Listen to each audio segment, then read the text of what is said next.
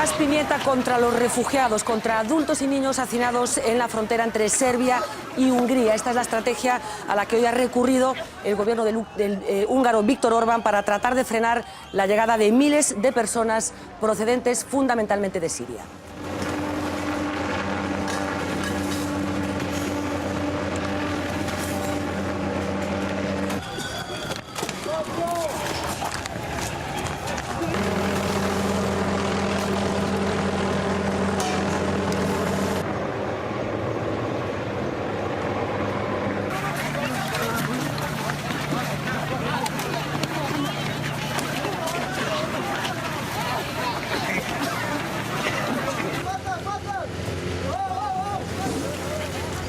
Espeluznantes imágenes las que hoy nos llegan desde la frontera de la Unión Europea. ¿Qué tal? Saludos, muy buenas noches, bienvenidos a Vía V. La verdad es que parece más una escena de guerra que un momento en el que, como decíamos, miles de personas tratan de buscar un lugar mejor huyendo de los horrores de la guerra. Crisis sin precedentes en el espacio Schengen. La Unión Europea parece estarse replegando. Hoy era Francia la que decidía que tal vez pueda intensificar los controles en sus fronteras.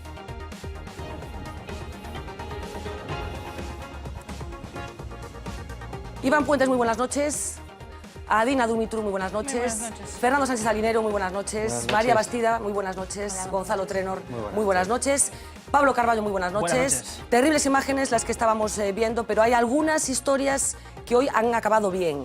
Sí, vamos a ver alguna, y además que procede de ese conflicto sirio. Ha tenido que cruzar unas cuantas fronteras para llegar hasta nuestro país, uno de los protagonistas sin duda de este día, y después de unas imágenes que daban la vuelta al mundo. Seguro que la recuerdan, eran estas, la de un padre con su hijo en brazos que trataba de entrar en Serbia, desde Serbia en Hungría, cuando fue interceptado por la periodista Pitra Laszlo de una patada. Bueno, pues se llama Osama, va a refugiarse en España gracias a su condición de entrenador de fútbol. El Getafe lo ha localizado en Alemania, le ha ofrecido vivienda y trabajo como técnico en su escuela de entrenadores. Aquí espera reagrupar al resto de su familia, que está ahora mismo refugiada en Turquía. Bueno, y del conflicto no dejan de llegarnos imágenes sobrecogedoras, también de los que se han quedado en Siria. Es el ejemplo de Alma, esta niña que padece inanición. Es la forma más severa, más drástica de malnutrición. UNICEF denuncia que, como ella, hay más de 1 millón de niños en Siria ahora mismo que necesitan alimentos. Alma pesaba apenas 1,5 kilos cuando ingresó en un centro de esta ONG y ahora, afortunadamente, se recupera. Barack Obama ha sido el protagonista de la campaña electoral en las elecciones catalanas de hoy, con una frase que, por cierto, pudo pasar inadvertida si hubiéramos hecho caso a su traductora en la reunión del presidente norteamericano con el rey Felipe VI. As a matter of foreign policy, we are deeply committed to maintaining a relationship with a strong and unified Spain. Sé que siempre tendremos una relación cada vez más fuerte y unida.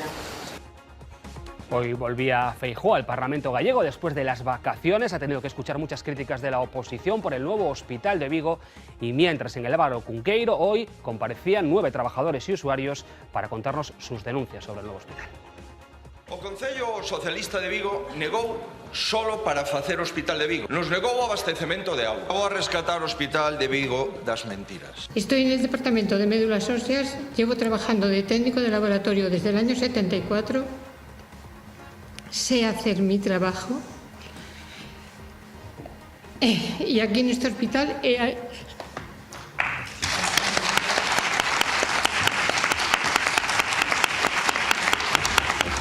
Luego los escuchamos con calma porque enseguida ya en la mesa del Vía V, hoy el conflicto sirio convertido en guerra en Hungría.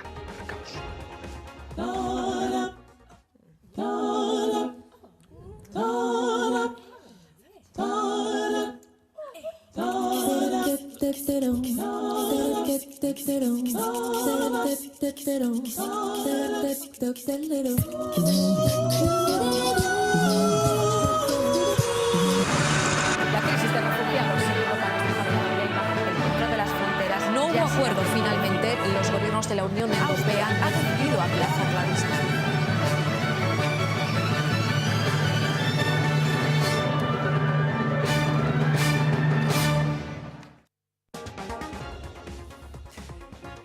Eduardo Rey, muy buenas noches. Buenas noches. Doctor en Historia de la Universidad de Santiago de Compostela. Hoy vamos a hablar de este movimiento migratorio masivo que se está produciendo hacia el corazón de Europa, procedente de zonas en las que se están produciendo conflictos graves.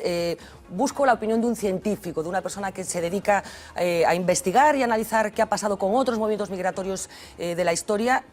¿Tiene algo de especial este? Bueno, quizás que está siendo retransmitido en directo y que la realidad día a día, aunque parezca imposible, supera ya toda capacidad de imaginación, visto lo que ha ocurrido hoy. Pensábamos que lo de Ailán había sido tremendo, pero día a día vemos que cada vez las imágenes son peores. Quizás esa vivencia directa, masiva, y la cobertura que está recibiendo estos sucesos es la gran diferencia. ¿Y hasta qué punto esto puede influir en el desarrollo de los acontecimientos? ¿Hasta qué punto puede, por ejemplo, influir en la opinión pública a la hora de saber cómo va a acabar este movimiento migratorio masivo? ¿Condiciona algo la decisión de los gobiernos y de las personas que tienen que tomar decisiones en este sentido? Yo estoy convencido que sí, o quiero pensar que sí. Es decir, la opinión, los medios de comunicación nos ayudan, por supuesto, a conocer, a difundir, a crear imágenes y ayudan a movilizar a la gente. Lo que está pasando con esta crisis nos muestra cómo en las ciudades la gente a nivel de base está organizándose y va un paso en muchos aspectos por delante de los propios gobiernos. Está planteando demandas que no pueden ignorar los gobiernos porque se están planteando ya en toda Europa y por prácticamente todos los sectores sociales. Quiero pensar que algún día la clase política europea y los dirigentes reaccionarán ante esta situación y verán que la situación hay que ponerle remedio. Remedio. Bueno, el gas pimienta, como decíamos, es sin duda la noticia o el símbolo de lo que hoy ha sucedido, un elemento, algo que en principio está prohibido que se utilice en situaciones de guerra, pero que sí que se puede utilizar en principio cuando se trata de disuadir a manifestantes, por ejemplo. Decisión que hoy tomaba el gobierno del señor Orbán, que utilizaba, como decíamos, el gas pimienta para tratar de impedir que niños, que adultos cruzaran hacia Hungría desde Serbia. Nos vamos al plato de informativos para tratar de construir la foto fija de lo que hoy ha sucedido. Se habla de un titular, lo comentaremos con nuestro invitado de esta noche, la mayor crisis migratoria, el mayor flujo de refugiados desde la Segunda Guerra Mundial y muchas cosas que están sucediendo en el espacio de la Unión Europea. Están revisando muchos países su vinculación con el denominado espacio Schengen, que hasta ahora nos permite movernos libremente dentro de las fronteras de la Unión Europea. Así que nos vamos al plato de informativos. Allí, como siempre, está Uxía Rodríguez. Adelante. Pues como decíamos, gases lacrimógenos, gas pimienta, cañones de agua, tanques, decenas de agentes antidisturbios y por último también el despliegue del ejército, todo para luchar contra los refugiados, contra los cientos de personas que se agolpan en la frontera que separa Serbia de Hungría.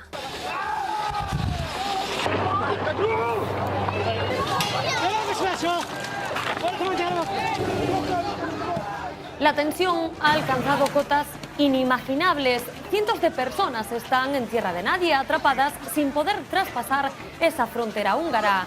Hoy, un grupo de refugiados logró derrumbar un trozo de valla encontrándose con esta respuesta, con cientos de policías, unidades antiterroristas, vehículos blindados y helicópteros. En el medio de esta batalla campal, decenas de bebés y también niños. El secretario general de la ONU, Ban Ki-moon, ha tachado de inaceptable el tratamiento dado a los inmigrantes por las fuerzas del orden húngaras. Bruselas ya advierte a Hungría de que la violencia para controlar las fronteras es completamente incompatible con la Unión Europea. Al menos hay 150 refugiados y 20 policías heridos. Mientras Europa no logra ponerse de acuerdo para dar una respuesta conjunta a la mayor crisis de refugiados desde la Segunda Guerra Mundial, los controles fronterizos, como vemos, han vuelto y hacen tambalearse al que se considera uno de los mayores logros de la Unión, la libre circulación de personas. 26 países forman en estos momentos parte de ese espacio Schengen en el que se suponía hasta ahora no había controles en las fronteras internas. 22 países de la Unión y además Noruega, Islandia, Suiza y Liechtenstein. Pero el caso es que la crisis de refugiados, con la llegada de cientos de miles de personas, se está poniendo contra las cuerdas al viejo continente. A falta de una respuesta común, cada país trata de resolver el problema dentro de su propia frontera. Hungría es el caso más sangriento, más llamativo. No solo ha cerrado su frontera con Serbia, sus 175 kilómetros de valla alambrada serán ampliados en su línea divisoria con Rumanía. Desde ayer, el simple cruce ilegal de ese paso es un delito que puede ser penalizado con entre 1 y 3 años de cárcel. Alemania ha tenido que dar marcha atrás y después de anunciar que acogería a todos los sirios que llegaran a su país, este fin de semana tuvo que suspender parte de su tráfico ferroviario y reinstaurar los controles fronterizos, alegando amenaza para la seguridad nacional. Pero el efecto dominó sigue. Menos de 24 horas después, Austria decidió desplegar a su ejército. Por ahora se concentran en la frontera con Hungría, aunque no se descarta ya que se amplíen a la de Eslovenia. Seguimos con Eslovaquia, que recurre a esas mismas medidas y también ha introducido los controles en sus fronteras con Hungría y con Austria. La primera ministra polaca ya se ha mostrado dispuesta a establecer esa medida en cuanto haya el más mínimo riesgo. Holanda ha reforzado las inspecciones en las zonas fronterizas, aunque sin saltarse por ahora ese tratado de Schengen. Y atención, porque Francia ha asegurado hoy mismo que no tardará en volver a imponer sus controles fronterizos. Ya lo hizo con Italia, dicen, algo que podría ocurrir en los próximos días. Lo cierto es que nunca antes había ocurrido nada parecido. Ante ese cierre de fronteras, los refugiados bloqueados en Serbia han comenzado ya a buscar rutas alternativas para llegar a Europa occidental. Croacia se ha convertido ya en su única opción. El cierre completo, como veíamos, de la frontera entre Hungría y Serbia les ha obligado a tomar ese desvío de la ruta de los Balcanes. El camino es peor, con una topografía complicada y una estrecha franja de frontera terrestre. Además, por si fuera poco, 20 años después de la guerra entre Croacia y la entonces Yugoslavia, todavía hay repartidos por el territorio más de 50.000 minas antipersonas y antitanque. El primer ministro croata ya ha anunciado la apertura de un corredor humanitario para permitir el paso de refugiados. Y Fernanda, mientras todo esto pasa, tendremos que esperar al próximo martes, cuando hay convocada una nueva reunión de ministros del Interior. A ver si entonces sí la Unión Europea se pone de acuerdo. Bueno, pues los ritmos de la Unión Europea, efectivamente, que son los que son, mientras estamos viendo las cosas que están sucediendo. Comentaba al principio de esta conversación que se ha establecido una comparación con lo que está pasando en estos meses, estas semanas, de una forma más intensa en la Unión Europea. Se habla de que es el mayor movimiento de refugiados desde la Segunda Guerra Mundial. ¿Es acertada esa comparación? Es posible. Nos faltan quizás datos de muchos otros procesos, incluso algunos que nos han afectado a la Unión Europea, pero que no han sido tan visibles como es este. ¿Cuántos inmigrantes africanos han intentado acceder a la Unión Europea en los últimos años?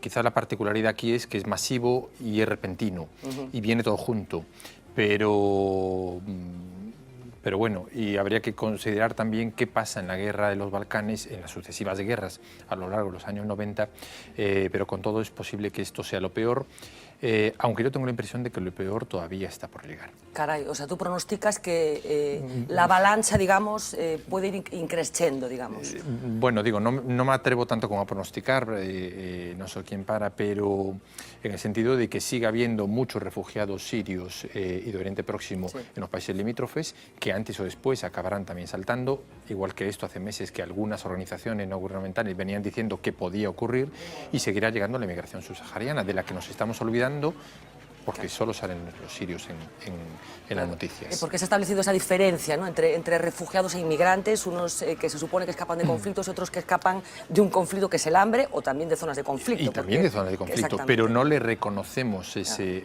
valor y ese estatus. Decías, una inmigración, una avalancha, si se me permite la expresión, insisto, de personas repentina y masiva. Hay muchos precedentes en la historia de las migraciones, que es casi como la de la humanidad, en que un conjunto de ciudadanos o de seres humanos decidan en tan poco espacio de tiempo coger las maletas y marcharse, o ni siquiera coger las maletas, emprender la huida. Efectivamente, emprender la huida. Este fin de semana leíamos la carta de una niña que está en los medios de comunicación que cuenta: salimos y ni siquiera nos llevamos nuestras fotos. Que es como lo último que alguien se claro, deja, ¿no? Es decir, la memoria. Nos dejamos la memoria, efectivamente. Una cosa terrorífica. Tenemos muchos casos, no tenemos que ir muy lejos. Aquí ocurre en los primeros meses del año 39, por la frontera catalana. Es decir, es masiva y repentina, y posiblemente incluso más numerosa de lo que ha sido esto. En muy pocas semanas, en una situación durísima por el conflicto que vivía España y por el final del conflicto y por cómo el final del conflicto trató a esos refugiados españoles. ¿En qué momento una persona toma esa decisión? Supongo que previamente hay muchos meses o mucho tiempo en el que la situación se va deteriorando, pero hay un momento en el que una familia, porque estamos viendo a niños pequeños, toma la decisión de eso, de marcharse y dejarse incluso las fotos. ¿Cómo se va deteriorando la situación de una familia para que tome una decisión tan extrema de emprender una huida que tampoco se sabe muy bien cómo es el destino? ¿Qué dice la historia de las migraciones de esto? Bueno, quizás no tanto la de las migraciones, porque las migraciones implica decisiones que muchas veces son paulatinas, que están pensadas más o menos, a veces pueden ser medio repentinas, pero no es lo mismo preparar un viaje, preparar una migración. Los propios sirios a principios del siglo XX, exactamente igual que los gallegos, en un proceso muy similar en todas sus formas, deciden emigrar y preparan su viaje y su emigración. Esto no es una simple migración, esto es una huida. Por eso son refugiados y en buena medida son exiliados. Entonces son hechos normalmente traumáticos y repentinos también los que provocan esto, a pesar de que vienen sucediéndose desde hace mucho tiempo. Creo que también tendríamos que considerar para este caso, aunque no lo conocemos todavía demasiado bien, cuánta parte de esta población está viniendo vía Turquía y cuánto tiempo llevan en Turquía y ahora están dando el salto al resto de Europa, y por qué se está produciendo esto en este momento, por qué hasta ahora había sido contenida este movimiento masivo de población y de repente se produce esta explosión. Eso es algo que tendríamos también que conocer un poquito más, y como nos pasa exactamente en la frontera con Marruecos, porque en algunos momentos tenemos algunos momentos pico de intento de entrada de migrantes africanos y exiliados en Europa, en la frontera sur de España, y porque en otros momentos eso es contenido por Marruecos. ¿Qué está haciendo mal la Unión Europea? Yo casi preguntaría qué está haciendo bien. Es decir, mal lo está haciendo casi todo. Y posiblemente, aunque esto ya no es una opinión académica, sino simplemente de una persona que intenta seguir el día a día de lo que sucede, se viene haciendo mal hace tiempo.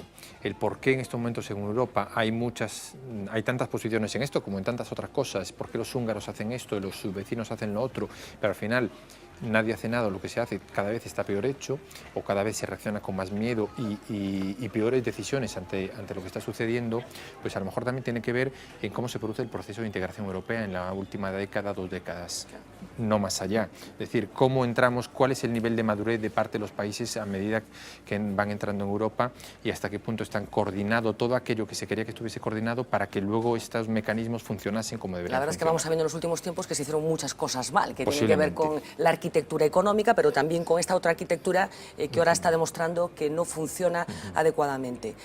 ¿Las vallas, Eduardo, sirven para algo? Yo creo que no. Este magnífico plano que veíamos ahora, viendo cómo en todos los países van apareciendo vallas, a mí me recordaba, de forma metafórica y salvando todas las diferencias, a las que puso Roma en su momento, y acaba exactamente igual. Es decir, las vallas siempre se superan. No ha habido valla en la historia de la humanidad insuperable, sobre todo cuando se trata de movimientos de población masiva. La cuestión es con qué grado de sufrimiento llega a superarse, con qué grado de desgracia, de muertes y de traumas personales llegan a superarse, pero siempre acaban superándose. Decías que qué está haciendo bien la Unión Europea. ¿Qué tendría que hacer? ¿Cómo se administra un movimiento como este, teniendo en cuenta además que los países de procedencia parece que no hay indicaciones de que vayan a resolver con carácter más o menos inmediato los problemas que tienen y que están empujando a la gente a huir? ¿Cómo tendría que empezar a administrar la Unión Europea un movimiento de personas de esta magnitud? Bueno, creo que ya se me escapa un poco a mis competencias en darle la lección a la Unión Europea, pero tenemos que tener en cuenta que esto no va a ser cosa ni de una semana, ni de unos meses, ni de unos pocos años. Esto es cosa, por lo menos, de la próxima generación. Es decir, que nos va a afectar a todos y sobre todo que va a afectar a las generaciones de Oriente Próximo que se encuentran en esta situación. No es un proceso que va a determinarse en pocos años siquiera. Y a lo mejor sí el movimiento masivo de refugiados, pero la crisis en Oriente Próximo, por todo lo que está ocurriendo, no solo en Siria, sino en todo Oriente Próximo, por el conflicto con el Estado Islámico y por el auge del islamismo, por todo el cambio político, va a seguir afectando a la población de esa zona y por proximidad a nosotros durante la próxima generación, sin duda. Se ha apelado mucho estos días al carácter de emigrantes que hemos tenido los gallegos en oleadas sucesivas durante el siglo XIX y el siglo XX. Yo no sé hasta qué punto eso imprime carácter. Si bueno, comprendemos un poco mejor la situación en la que puedan estar estas personas, o simplemente es una reacción inmediata a imágenes como estas, pero que no somos exactamente conscientes de cómo podemos integrar a todas las personas que puedan estar en disposición de aparecer al lado de nuestra casa. Es cierto que tenemos genéticamente, si se me permite, bueno, pues la capacidad para entender que las personas tengan que marcharse del sitio en el que nacieron, ¿o no? Yo creo que desgraciadamente no, ni tenemos esa capacidad ni tenemos esa memoria, es decir, no conservamos esa memoria. Yo no hace muchos días hablando con un conocido, estaba temeroso de lo que iba a pasar, porque si iba a ser gente que iba a venir, bueno, un discurso además muy radical, va a delinquir o a provocar situaciones sociales. La conversación giró en torno, bueno, nuestros abuelos lo hicieron.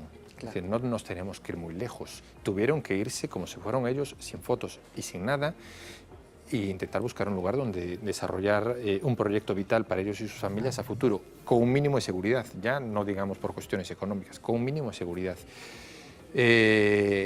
Casualmente descubre una conversación que su familia había sido parte de este proceso. Entonces, pero este discurso lo podemos encontrar en la calle de modo cotidiano.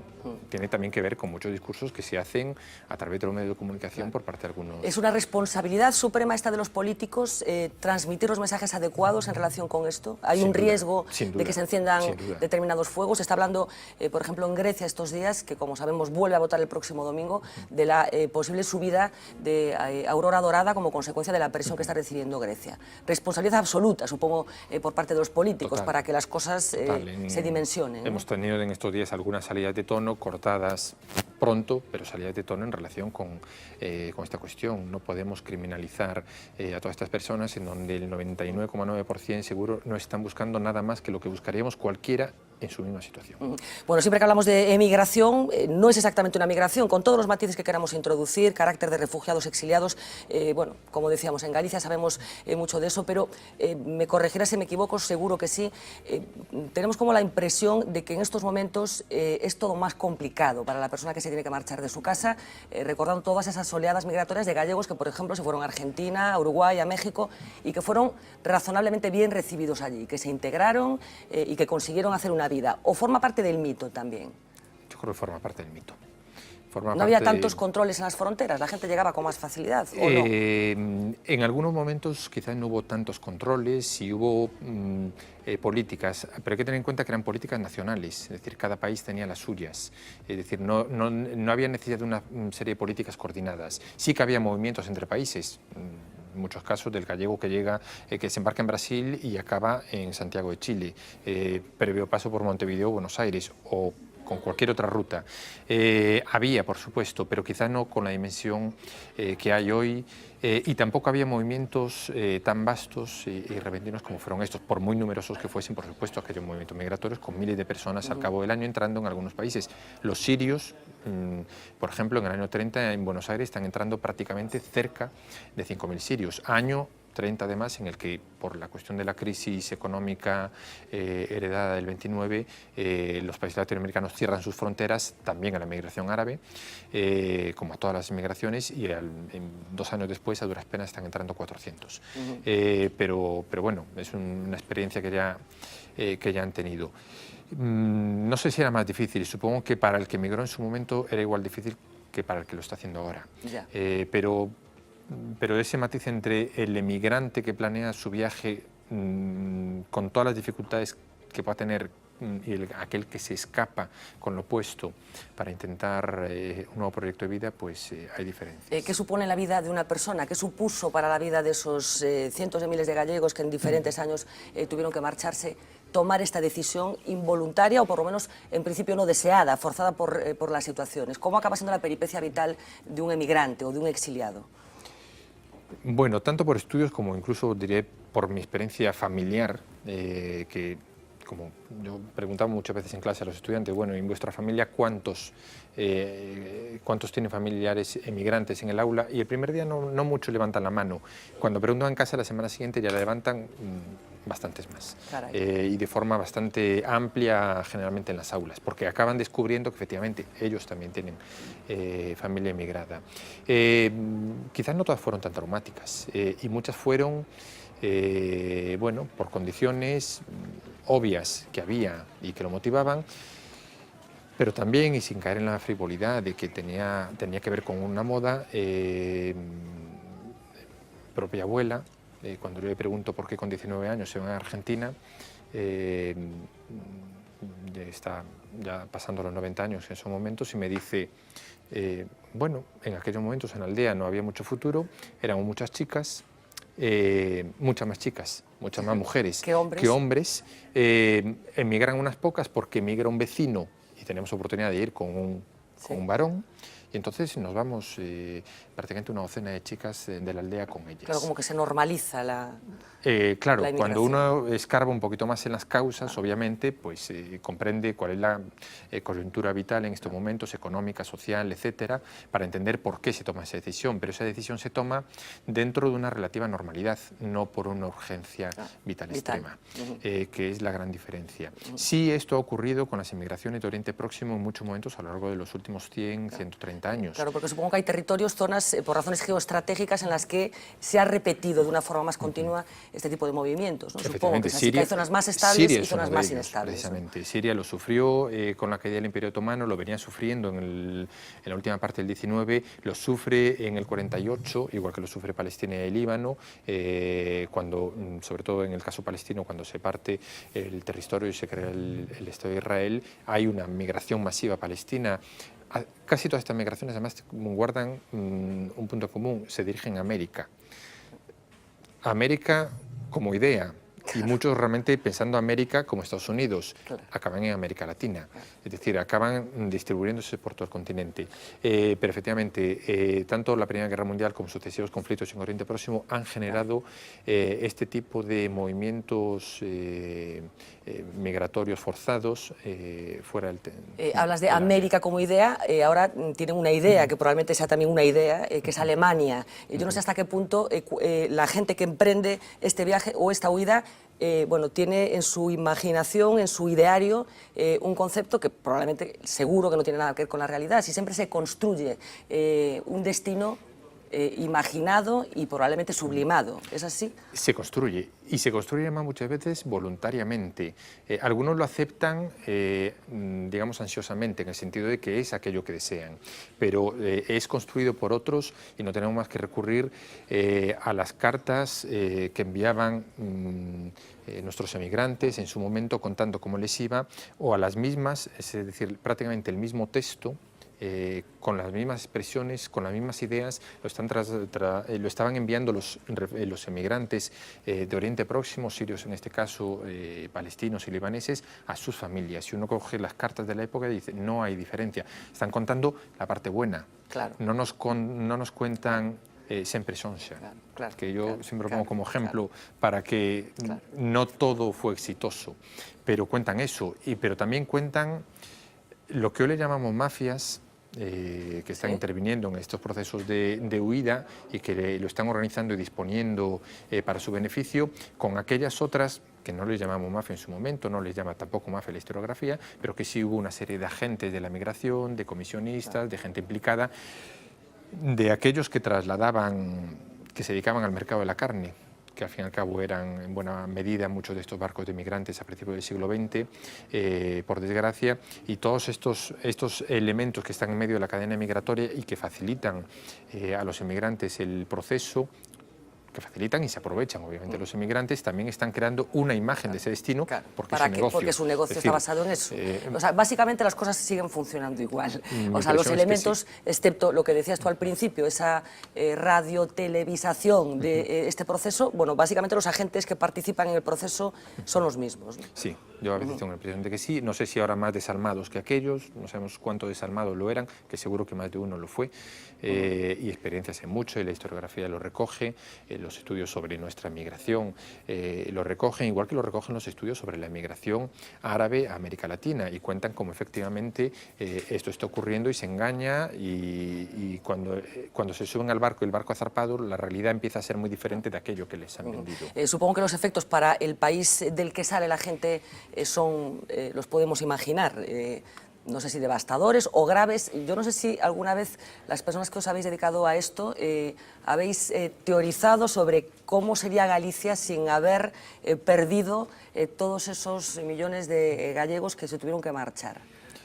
Bueno, aquí hay dos grandes interpretaciones. Si esto fue un problema, que esto se expone desde hace muchas décadas, o si esto fue una oportunidad. Posiblemente fue un poco de todo, pero no podríamos comprender la Galicia de hoy sin esa emigración y lo que aportó esa emigración, lo que aportó al desarrollo agrario, lo que aportó al desarrollo educativo, al desarrollo social, a tantísimas cosas. No es comprensible la Galicia de hoy sin esa Galicia migrante. Claro, pero se suelen ir los mejores, que es otra cosa que se dice también, que hay una especie de discriminación. Seguro que se van muchos de los mejores, a lo mejor no todos, pero cualquiera que se vaya, desde luego, pues es una desgracia. Es una desgracia personal en primer lugar, porque es alguien que tiene que buscar un proyecto vital fuera del lugar donde a lo mejor desearía realizarlo, más allá del que lo quiere hacer porque quiere irse a otro lugar. Lo que nos está pasando hoy día con nuestros estudiantes, el día que terminan y a uno le preguntan, bueno, ¿y ahora cuál es el futuro? Pues el futuro, algunos chistes los recogen, como siempre, suele ser la mejor crónica política, las viñetas de la prensa. Las mejores editoriales efectivamente, la viñeta, y hace no mucho, en La Voz veíamos uno, en ese sentido, ya no pregunto qué voy a ser de mayor, sino a dónde me voy a ir de mayor. Atroz. Y eso, nuestros estudiantes, bueno, a veces charlamos con ellos cuando acaban la carrera y presentan sus trabajos de fin de grado. No, bueno, ¿y qué proyecto tienes? ¿Qué piensas? Y alguno dice, bueno, quizás hago esto, hago lo otro, pero estoy viendo dónde me voy. Estoy mirando el mapa mundi, a ver a qué destino me toca. Volviendo un poco a la pregunta que te hacía antes, de si ha sido bueno o ha sido malo, en cualquier caso, Galicia es distinta. Sería una Galicia diferente, supongo, si no se hubieran producido esas diferentes oleadas migratorias, supongo. Sí, sin duda, sin duda. Lo que es difícil es hipotetizar sobre cómo sería esa Galicia hoy día. Porque en primer lugar no sería riguroso y seguro que no acertaríamos nunca. ¿Pronosticas una buena integración de los sirios que lleguen a España? ¿De qué depende que un emigrante o un exiliado se integre bien en el país al que llega? Pues depende de todos los elementos, tanto del emigrante, obviamente, que tiene su voluntad porque le va la vida en ello, como desde luego, sin duda, de la sociedad de acogida. La experiencia de las migraciones sirias, la experiencia histórica, nos cuenta que han sido generalmente exitosas, en muy buena medida, y han sido sobre todo exitosas económicamente. La migración siria, de los estudios que existen sobre migración árabe, que aquí los que tenemos a nuestra disposición no son tantos, pero cuando uno escarba un poquito, descubre que, por ejemplo, el grueso de la migración siria, libanesa o palestina, lo que en su momento fue conocida como migración turca, porque originalmente venían del Imperio Otomano, hoy en Centroamérica a todos ellos se les sigue llamando turcos. Igual que a todos los españoles se les llama gallegos. Las estadísticas que tenemos de estudios históricos nos muestran que en los años 10, años 20, años 30, el grueso, 60-70% en Argentina, eran comerciantes. Es exitosa porque se saben integrar, porque crean sus redes comerciales, porque es a lo que se dedican básicamente en toda América Latina, la emigración árabe, digamos de forma genérica para todos los países de Oriente Próximo, porque además lo hacen en forma, emigran en cadena, igual que emigraron los gallegos, hacen red a la hora de unos llaman buscar a otros, además. Sí, y además se apoyan, si uno pone el comercio, el día que pone en el pueblo al lado, digamos, una sucursal, es el sobrino, es el hijo, es decir, se establecen también cadenas y una organización, digamos, étnica de la inserción laboral que que les aporta muchísimos beneficios, obviamente, pero que también les permite una integración. Y fue sin duda exitosa porque allí donde vemos que hubo migración siria, esa migración siria, palestina y libanesa, hoy día está inserta como mínimo en las clases medias y no en las clases altas.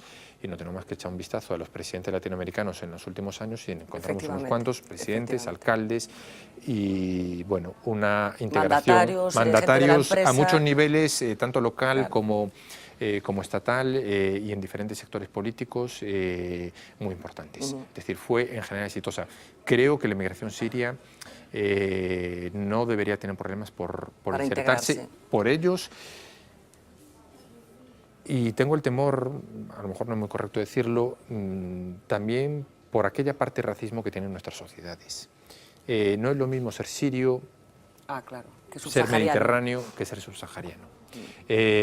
No olvidemos que más allá de la cuestión religiosa, que también es matizable, hay mucho cristianismo en Siria. Es decir, parte de las oleadas migratorias a finales del 19 y principios del 20 es precisamente los cristianos que escapan de los conflictos internos con la población árabe en Oriente Próximo. Pero efectivamente tiene un proceso de integración mucho más fácil, pero es una población que además, cuando le preguntan a estos días en los medios de comunicación, tiene estudios y tiene capacidad económica y tiene experiencia laboral. Es decir, no es la migración subsahariana, que seguro que también hay situaciones vitales muy próximas, pero quizás en la migración siria la impresión es que es... Que les va a ser más fácil. Una de esas historias de integración a priori que se prevé exitosa es la de Osama. Vamos a ver enseguida un vídeo en el que vamos a narrar la peripecia de ese padre y ese hijo, que inicialmente no se indignó, pero que finalmente consiguieron, como consecuencia de que había medios de comunicación, cámaras de televisión grabando lo que calle pasada, como consecuencia de eso decía, bueno, van a tener un final feliz por eso y porque el padre de Osama es entrenador de fútbol, que nunca se sabe para qué pueden valer las cosas que sabemos.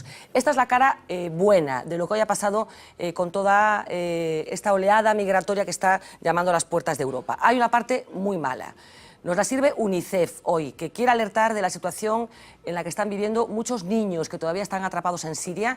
Es la historia de Alma. Esta es Alma, una niña siria que sufre una desnutrición aguda. Padece inanición, la forma más extrema de malnutrición. Como ella, hay 1,3 millones de niños en Siria a los que es necesario alimentarles. Cuando llegó al centro, Alma pesaba 1,5 kilos, pero con ayuda médica ha ido mejorando su estado en los percentiles. Alma ha mejorado mucho gracias a los médicos. No más diarrea, no más vómitos. Han cuidado muy bien de ella. UNICEF denuncia el dramático incremento de niños sirios que padecen malnutrición. La guerra en Siria ya ha matado a 220.000 personas y 5 millones de niños como Alma necesitan ayuda humanitaria. Pues sin duda una de las imágenes terribles del día, de lo que continúa pasando en Siria, de lo que lamentablemente seguro que va a seguir pasando. No hay pronóstico de que la situación se arregle con carácter más o menos inmediato. Voy a empezar a escuchar al resto de nuestros compañeros de mesa, empezando por ti, por Adina. Imagen espeluznante de lo de hoy, gas pimienta contra refugiados, contra niños, contra adultos. Yo no sé qué reflexión te merece lo que está sucediendo y lo que está haciendo la Unión Europea, que sigue poniendo reuniones para dentro de unos días cuando tengamos un ratito. Bueno, es muy difícil no de tener una opinión, sino es muy difícil verbalizar esta opinión, ¿no? Porque a mí me han dejado anonadada las imágenes. Yo no sé qué está pasando con los húngaros. Realmente la reacción me parece completamente desproporcionada. El gobierno de Víctor Orbán ha tenido últimamente, no solo con este tema, desafortunadamente, ha tenido salidas muy autoritarias, ¿no? Y de hecho recientemente yo he estado en Rumanía y esto es un tema un poco diferente, pero ha tenido unas salidas contra la propia población húngara que está en Rumanía. Nosotros tenemos una comunidad de húngaros muy importante en Rumanía que está pidiendo más autonomía y el gobierno rumano está apoyando y negociando esa autonomía y el gobierno húngaro diciendo que se dejen de coñas y se dejen de autonomías, ¿no? Bueno, de formas muy desagradables. Entonces el gobierno de Víctor Orbán no es la primera vez que ha mostrado tomando unas actitudes muy terribles, ¿no? con muchos temas además. Pero además que estemos viendo esto en Europa, ¿no? Que estemos viendo levantar vallas en varias partes de Europa, porque bueno, los controles fronterizos son una variante, ¿no? Pero estamos viendo que varios países están yendo por ese camino. A mí me parece algo muy triste. Hay noticias muy simbólicas. Ayer Alemania suspendía el tráfico ferroviario con Austria. Exacto, ¿no? exacto, pero además de eso es el tema de las vallas, ¿no? A ver, en Europa en todo su siglo XX, ¿no? En primer lugar ha tenido después de la Segunda Guerra Mundial una inmigración muy importante, ¿no? Pues, personas alemanes sobre todo que huían de la guerra para Estados Unidos y para otras partes, ¿no? Hemos vivido esta experiencia en repetidas ocasiones. Todo el este ha tenido que huir refugiado, ¿no? Por tema del comunismo y se ha refugiado en Europa del Oeste. Hemos vivido estas situaciones una y otra vez y que en este momento tengamos una actitud tan tibia y que arrastremos los pies de esta manera en toda Europa es algo incomprensible, ¿no? Que se plantee una frontera en este momento, una valla de frontera entre Rumanía y Hungría, que son miembros de la Unión Europea. Estamos básicamente hablando de dividir la Unión Europea, estamos hablando de poner vallas dentro de la Unión Europea. Es que a mí me parecía que como continente podríamos hacerlo mucho mejor y desafortunadamente lo estamos, en Rumanía, ¿cuál es la opinión pública? ¿Cuál es el estado de la opinión pública? La opinión pública es que esto se debería tratar de otra manera. De hecho, el gobierno rumano ha intervenido estos días y ha dicho que le parece muy mal lo que está planteando Hungría y que deberían estar hablando porque no puede ser que haya una valla entre los dos países siendo miembro de la Unión Europea, ¿no? Croacia hemos visto que también ha dicho que va a dejar pasar a los refugiados, ¿no? Pero el problema es Hungría en este caso. Yo creo que la actitud de Hungría es imperdonable, pero también hay que decir que esto ocurre en un contexto determinado. La Unión Europea no se está posicionando, entonces estamos en una situación donde cada país está tomando unas decisiones mirando lo que hacen los demás, ¿no? Básicamente es lo que está pasando y Hungría en este momento es el chivo expiatorio, pero en realidad toda Unión Europea no se está posicionando en este tema y está teniendo una actitud muy tibia con una situación que es incomprensible, porque en este momento, más allá del debate de cuántos refugiados podemos coger, cuántos refugiados puede atender cada país, estamos hablando de una situación inmediata donde a los refugiados hay que atenderlos. El paso siguiente, que es el paso de la integración, que es el paso de qué políticas necesitamos, qué fondos necesitamos, es un paso adicional que se va a dar más tarde. La ONU está diciendo que es inaceptable, pero no está haciendo más. En este momento, desde mi punto de vista, tendría que haber unas sanciones muy claras para los países que hacen esto. Pero no puede haber ningún tipo de sanción cuando la Unión Europea no se está posicionando, ¿no? Entonces, desde este punto de vista, es algo que para mí es absolutamente incomprensible y, de hecho, es uno de los pocos días donde he deseado no ser europeo. Caray, Dadina, lo que acabamos de escuchar. Sí, señor. Bueno, estamos hablando de un nuevo lío dentro de la Unión Europea. Lo comentaba yo antes, ya sucedió cuando fue la crisis económica, en la que todavía estamos, pero en el fragor de la crisis económica pues no se sabía muy bien qué hacer, cada país iba un poco por su lado, pero es que en estos momentos estamos hablando de seres humanos, lo que está jugándose. Y déjame por decirte solo una cosa más, que esto estamos hablando efectivamente de refugiados, de una situación muy extrema, pero estas actitudes, si las analizamos con más detenimiento, ¿no? Y analizamos el discurso del cual hablaba también Gonzalo, ¿no? El discurso de algunas personas, de que son personas que vienen a delinquir, de que hay que tener ciertas actitudes, ¿no? Lo hemos oído en otras ocasiones, que no tenían que ver con refugiados, pero lo hemos oído contra los gitanos, cuando Francia decidió expulsar a los gitanos, por ejemplo, y decidir que Europa no tenía fronteras libres y que las fronteras libres no se aplicaban a los gitanos. Todo este tipo de cuestiones son esa bolsa latente de racismo que tenemos y que no hemos resuelto y que en estos momentos se está avivando, ¿no? con todas las Déjame que contemos la parte positiva de hoy. Decía que hay dos caras de la moneda. Una era Alma, la otra Osama. Cientos de refugiados tratan de cruzar la frontera de Hungría. Llevan andando varios días. Entre ellos están Osama Abdul Mohsen y su hijo Zaid, de 7 años. Para llegar hasta aquí tuvieron que recorrer miles de kilómetros. Escapan de la Siria asediada por la dictadura de Bashar al-Assad y por el Estado Islámico. Pasan primero por Turquía, donde viven unos meses. Es a finales de agosto cuando deciden seguir la ruta de los Balcanes. A un paso de Europa, Petra Lazzo se cruza en sus vidas con esta zancadilla. Padre e hijo caen al suelo.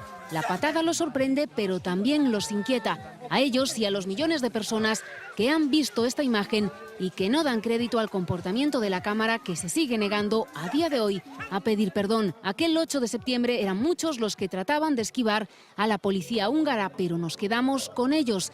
Petra tuvo la culpa. Los medios le siguen la pista a Osama y dan con él en Múnich. Aquí vive desde hace unos meses uno de sus hijos mayores. Mohamed, de 18 años, llegó a Alemania por la ruta del Mediterráneo. Descubrimos entonces que Osama es entrenador de fútbol. Adiestró a uno de los equipos de la primera división siria. Harto del infierno que se vive en su país, decidió huir. Su mujer y sus otros 2 hijos se quedaron a medio camino en Turquía. Su historia conmueve a medio mundo, especialmente al director del Centro Nacional de Formación de Entrenadores. Me entra una sensación paternal de ver cómo una persona agarra a su hijo, se cae y aun cayéndose sigue con el hijo en brazos. Desde su despacho de Madrid, Miguel Ángel Galán siente que no puede quedarse impasible ante estas imágenes y decide hacer algo por ayudarlo, de entrenador a entrenador. Envía entonces a uno de sus alumnos que sabe árabe e inglés hasta Múnich. Su misión es encontrar a Osama y traerlo a España. Aquí le ha ofrecido un puesto como técnico y también una vivienda en Getafe, un regalo con el que nunca soñaría hace tan solo una semana. En tren ha llegado hasta la capital española con Zaid y Mohamed, un final feliz al que todavía le falta un fleco, el reencuentro con el resto de su familia. Thank you very much. Thank you. I love you for all. I love Español. Thank you for all. Thank you for Español. Thank you for España. La zancadilla de Petra empezó como un tropiezo más en su odisea. Se ha acabado convirtiendo paradójicamente en el empujón que ha cambiado su vida.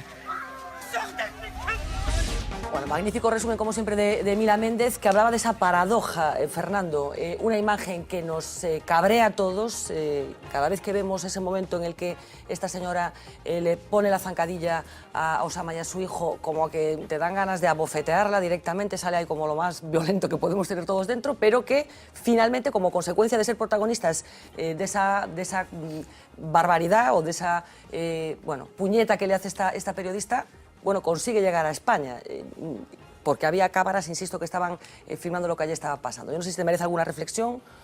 Pues yo a lo mejor soy la nota discordante. Es que yo soy muy de hechos y muy realista, y ya estoy harto de participar en acciones en las que, tratamos de cambiar mogollón de cosas, en las que hay muchas afirmaciones que luego no se concretan en compromisos reales y en sacrificios a cambio de lo que hay que hacer. Es decir, esto es como cuando dicen hay que cuidar de los abuelos, y dice, vale, pues ahora te los llevas tú a casa, y dice, no, es que yo no, tal. Entonces hay que cuidar a los abuelos, pero quiere decir que los cuidemos los demás, ¿no? Entonces, vamos a ver, ¿este señor tiene más derecho que los demás porque le han echado la zancadilla y tal a venir a Getafe? No, simplemente el destino... pero al que le tiran un bote de gas pimienta a la cabeza, como no sabemos el nombre, ese se queda Pero ahí. Exactamente, ¿qué estás criticando? Porque no, que a lo mejor podemos estar haciendo una sociedad mediática en la que la solidaridad es una impostura, en la que como este señor ha salido, no sé qué, y le han rodado, entonces este sí le damos cobijo. Pero al otro, como no sabemos el nombre, pues oye, te mueres en una cuneta y puerta. No sé, yo es que creo que insisto mucho en el hecho de que me gusta la gente solidaria, yo creo que lo soy, pero me gusta la gente que cuando dice soy solidario, dice y mi compromiso de forma sostenida es este, soy capaz de renunciar a esto. Porque si no, es que esto de que lo cuiden los demás, a mí me parece muy aleatorio. Y luego, en cuanto a España, parece que estamos continuamente como haciendo en Europa una especie de culpabilización extrema. En España, afortunadamente, tenemos 4.700.000 inmigrantes. O sea, no somos un país que no acoja a las personas. 4.700.000 que han venido a enriquecer con su cultura, con su capacidad de trabajo, con su no sé qué. Bueno, o sea, un porcentaje elevadísimo de personas que vienen a trabajar en esa inmigración, que igual que fueron, es que ahora están. Es que parece que somos un país en el que no se acoge a nadie. Y luego, yo es que no creo en la espontaneidad, lo que decía él. Yo creo, Fernando, que se está hablando de la incapacidad de la Unión Europea como institución para poner un poco de orden. Parte de lo que ha dicho Eduardo. Vamos a ver. Primero, lo que está ocurriendo aquí ni es para mañana, va a ser durante muchos años, ¿no? Por esa inestabilización. Las soluciones que hay que dar, si las das apresuradamente, de forma muy emocionalizada, sé que es muy duro. Pero es que hay que darla de tal manera que tampoco generemos expectativas que luego no vamos a satisfacer, como nos estamos encontrando en muchos países, refugiados sirios que querían salir de Uruguay, ¿no? Porque decían, aquí no se les está tratando. Otros que están... Dice, si les vamos a prometer una cosa a alguien, es porque la vamos a cumplir, porque hay que ser serio con las personas. Claro, pero esto no Pero primero hay que tener campamentos de refugiados, eso para empezar, y luego ya se verá, luego se tramita la situación legal. Para la situación legal de los refugiados pero y para lo que se hace con la situación legal... ¿Dónde? Es que me parece muy bien. ¿Dónde? Claro, ¿en qué país? ¿Y quién asume el coste? Porque, mira, con la malla de Libia... En todos los países. ¿Cómo quién asume el coste? A todos nosotros.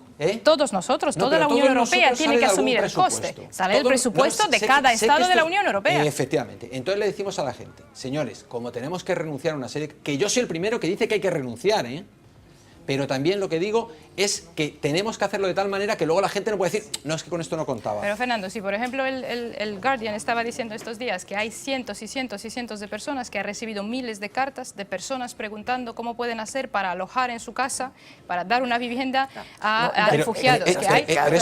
Hay una opinión pública consistente. Señores, vamos a ver, la sensación es que los que tienen que organizar este lío fundamental, que yo estoy de acuerdo contigo, que no se soluciona de la noche a la mañana, no lo están organizando. Yo supongo que hay una parte de lo que tú dices, Fernando... Pero hay un dolor mediático que nos importa más que el cambio mediático. O sea, lo que decías, este racismo selectivo de la gente que viene de los conflictos subsaharianos, se molan menos. De eso no había cartas en el Guardian.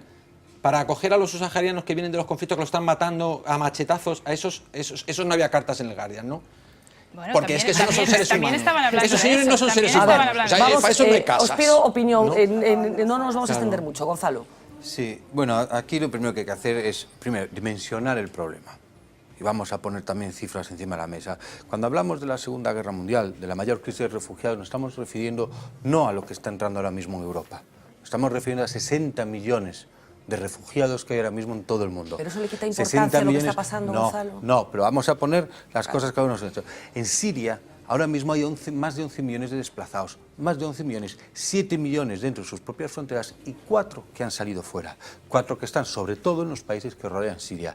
Y de esos estamos hablando, el problema que tenemos en Europa, o de lo que estamos hablando, del gran fracaso de Europa, es de 160.000 personas, del acuerdo que hubo, del acuerdo fallido de hace unos días con eso. Bien, dicho esto, Europa es verdad que tiene un gran fracaso, que es no haber sabido, no tener una política común de inmigración. Ese es el gran error, no de ahora, no porque hayamos visto la foto del niño, no porque hayamos visto esta zancadilla, no porque eso. Hay países que sufrimos y que conocemos perfectamente lo que es que Europa no tenga una política común de inmigración. España es uno de ellos, pero también lo dijo muy bien Italia. Italia cuando morían en el Mediterráneo cientos de refugiados. Bueno, Grecia, lo que está pasando en Grecia. Y Grecia, exactamente. O sea, hubo países aquí que ya tuvieron unas situaciones muy delicadas. Hay un fracaso de Europa como institución. No. Hay un fracaso en la política en el que no hay una política común de inmigración. Bueno, no podemos confundir las cosas. La política común la tendrán que decidir los que forman parte de la Unión Europea. Fracaso es en esos países donde se están generando precisamente eso. Si vienen a Europa es por algo.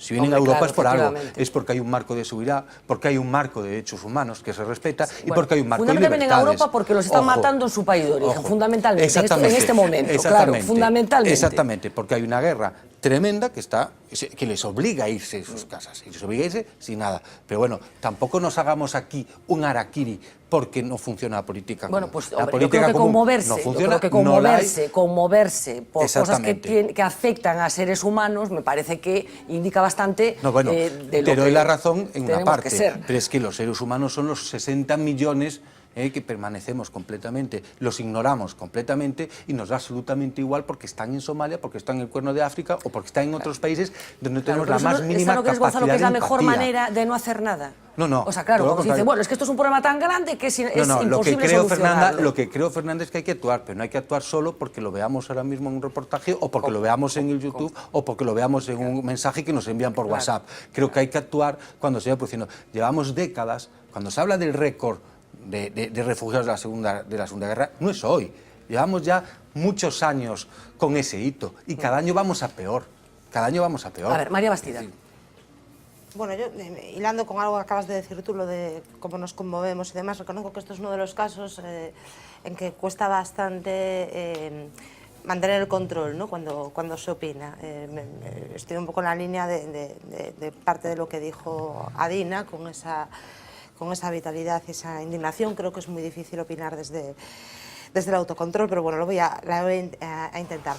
Yo, un poco al contrario de algunas de las cosas que se han dicho antes, yo creo que es un ejemplo, un nuevo ejemplo de cómo muchas veces la opinión pública y cómo muchas veces las expectativas y y las cosas que queremos la ciudadanía, ¿no? Que vemos y que nos indigna y con la que queremos racionar, va muy por delante de la clase política y todavía más por delante de las instituciones, ¿no? Que siempre van un poco a remolque. Y en ese sentido sí creo en el papel de los medios de comunicación. Y es verdad que hay mucho debate, aquí tú lo has planteado, ¿no? Sobre las imágenes o sobre tal, pero yo les doy sobre todo y ante todo un valor. Y es que es lo que ha empujado a esa concienciación y esa sensibilización. Yo creo que ya dije aquí el otro día de que sigo con cierta atención el problema sirio, no porque prescinda del otro, sino pues porque por X razones pues me siento, bueno, me enteré, me informé y me siento más identificada, entre comillas, con ese tema. Hace 4 o 5 años que conozco los campos de refugiados sirios, en su momento por Bashar al-Assad, ahora mismo por otras circunstancias, y creo que todo este papel de los medios de comunicación o todas estas imágenes lo que contribuyen o lo que han contribuido es a espolear a la opinión pública para que a su vez espolee. En segundo lugar, me gustaría decir también que a mí me preocupan mucho todas esas fronteras físicas absolutamente ilegales, como bien habéis dicho, que se están levantando, ¿no? Pero me preocupan muchísimo más las barreras y las fronteras psicológicas. Es decir, en este sentido, creo que toda la prudencia no estoy hablando de declaraciones políticamente correctas, estoy hablando de declaraciones absolutamente pensadas, y que tenga mucho cuidado porque aquí efectivamente estamos hablando de personas. Y finalmente, creo que hay que dar una respuesta a corto plazo, evidentemente compensada y trabajando con otro tipo de medidas a largo plazo, pero aquí estamos hablando de personas que arriesgan su vida por salir de un país y por huir, y me da igual que sean sirios, que sean afganos, que sean del Cuerno de África o de lo que sea. Lo que está claro, yo prefiero ver esto no como algo mediático, ¿no? Yo misma me he planteado, digo, a ver si ahora resulta que un refugiado del Estado Islámico sirio vale más que un refugiado o pesa más que un refugiado de Bashar al-Assad, también de Siria. Es decir, ese problema, pero yo lo prefiero ver como la gota que ha colmado el vaso. A ver, Iván Puentes, y hay que Iván. decidir. Sí, a ver, tirando un pouco das cifras que se falaban, non? É evidente que é un fracaso rotundo e absoluto da Unión Europea, xa non puntual, sino como institucional, sino como concepto, como soño, como proxecto, incluso de décadas, non? Pensemos que estamos falando, decía Gonzalo, de 160.000 personas aproximadamente, non? Comparemos 160.000 personas que queren entrar aquí con 503 millóns de habitantes que ten a Unión Europea. É dicir, un problema que tiña que ser ridículo incluso para a Unión Europea, non? Que tiña que ter capacidade de sobra e de abondo para acoller estas persoas que están simplemente, como moi ben se decía, fuxindo da morte e da miseria, non? Pero eu creo que isto denota unha vez máis, e é verdad que neste caso, en términos moito máis cruentos e en términos humanos absolutamente inimaginables e inasumibles para calquera persona que teña un mínimo de sensibilidade, pero denota unha vez máis un proceso de descomposición da Unión Europea, non? Eu creo que aquí hai un antes e un despois, que o referéndum o referéndum, dependendo dos países, para a aprobación dunha Constitución Europea. Hai un momento no que ese proxecto de Constitución Europea que pretendía dar un paso máis aló e pretendía constituir unha unión que fora máis aló de económica e que fora política, institucional, ceder soberanía, en definitiva, facer unha federación de estados, fracasa. E a partir de aí hai un retroceso que se vai paulatinamente amosando. E neste caso, pois é un dos casos, insisto, máis graves, pero un caso máis dese retroceso, non? E eu creo, e remato, creo que ademais isto se fai, e me gustaría creer o que dicía María hai un momento, non? De que os medios espolean a sensibilidade e tal, que creo que sí que o consiguen en certo modo, pero creo que isto tamén é posible en certo modo porque a Unión Europea, e creo que antes Gonzalo dicía algo parecido e coincido con él, Eduardo. Perdón, Eduardo. Para esta parte de la base del Gonzalo, para este es Eduardo. Creo que, perdona, que son bastante malo para os nomes habitualmente. Creo que esta reacción dos gobernos europeos, esta destrucción, incluso esta da unión física e da eliminación de fronteiras, é posible porque segue habendo unha parte moi importante da opinión pública que non exixe outro tipo de comportamento aos seus gobernos, non? E poño un exemplo que víamos nesta casa, ademais hai uns días a Voz de Galicia tiña na súa página web unha enquisa preguntando simplemente se considerábamos excesivo ou non que 15.000 refuxiados puderan ser acollidos por España. O último día que eu vin esa enquisa, non sei cal foi o resultado final, pero ás poucas horas de que rematase esa enquisa, a maioría, un 50 e tantos % dos que respostaban na página web da Voz de Galicia dicían que era excesivo que España, con 45 millóns de habitantes, poda acoller a 15.000 personas, que é a aprobación que ten CENE. Aquí hai alguén que colou polo medio o argumento do desemprego, da tasa de paro, etcétera. Aquí, claro. Que a opinión pública se va construyendo también, se va construyendo. Digo yo lo de las barreras psicológicas. Vamos a dejando este asunto, yo no sé, ya para terminar, Gonzalo o Eduardo, Yo no sé si hay una responsabilidad por parte de los gobiernos de turno, en la época que sea, de organizar, si se puede organizar una oleada migratoria y si es responsabilidad de las instituciones que están por encima de los ciudadanos de conseguir que las cosas la hagan razonablemente bien, o no, o esto tiene una parte de improvisación siempre. Es responsabilidad, efectivamente. Y cuando no se hace, acabamos con la improvisación. Pero no cabe duda que es responsabilidad. Como decía yo, estoy convencido también que hay un fracaso o que se está manifestando que la Unión Europea se está manifestando en los últimos años con muchas cosas. La Unión Europea está construyéndose un mito, no una unión. Se está construyendo una unión a nivel de calle. Sí la estamos construyendo los ciudadanos y los ciudadanos queremos esa construcción europea, pero no la están construyendo las instituciones y el sistema político. Ellos están construyendo un mito y Angela Merkel estos días hablaba sobre los valores europeos, algo que también hay que poner en cuestión con perspectiva histórica. Hace pocos años estamos matándonos todos. Sí. Entonces, eso de los valores europeos... Cuando estaban hablando aquí de los muros, mira que nos gustan los muros en la Unión Europea, en Europa. En cuanto la cosa se pone un poco tal, levantamos un muro rápidamente. Después de miles de años matándonos, efectivamente, llevamos algo más de medio siglo intentando no hacerlo, intentándolo. Pero no supimos ni siquiera solucionar nuestra frontera de los años 90, que era al fin y al cabo Yugoslavia.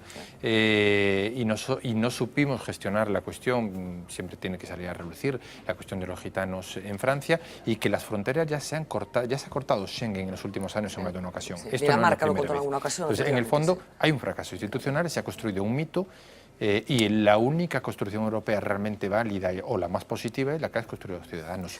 Y por eso hoy la respuesta de los ciudadanos. Pues Eduardo Rey, de verdad, muchísimas gracias por iluminarnos. Bueno. Procuramos siempre recurrir a la sabiduría para que nos ayude a comprender las cosas que suceden, darle perspectiva a los grandes problemas, precisamente para huir a veces de, bueno, pues de ese atosigamiento que a veces nos provoca la inmediatez de los asuntos graves. Muchísimas gracias, de verdad, un placer. Vamos a hacer una pausa publicitaria, tenemos muchos más asuntos encima de la mesa. Barack Obama hablando directamente de lo que va a pasar en Cataluña. Artur Mas cree que no y Pablo Iglesias que cree que tampoco, pero tenemos muchos asuntos encima de la mesa que les recomiendo que no se pierdan. Enseguida volvemos.